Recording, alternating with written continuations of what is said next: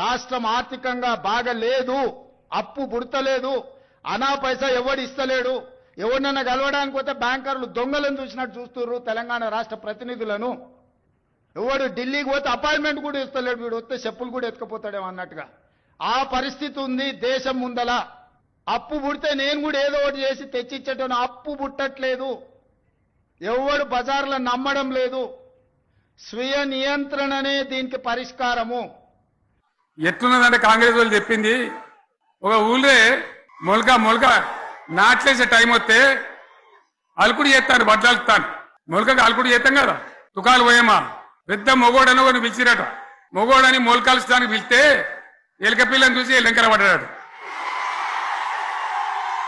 ఇక మా అంత సిపాయిలు లేరు, మేము తెచ్చే ఇస్తాం, 6 సందమామలు పెడతాం, 7 సూర్యులు పెడతాం అని నమ్మబలికి ప్రజలను దగా చేసి మంచిగున్న తెలంగాణ నాగం పట్టించి ఓట్లు వేయించుకొని ప్రజలను మోసం చేసిండ్రు, దగా చేసిండ్రు. ఈ మాట నిజం, మీ అందరికి తెలుసు. ఇవాళ ఏం మాట్లాడతారు, మమ్మల్ని ఎవరు నమ్ముతలేడు, మాకు అప్పు పుడతలేదు, యాడికెళ్ళి తెచ్చియాలి అని ఇప్పుడు మాట్లాడుతున్నారు.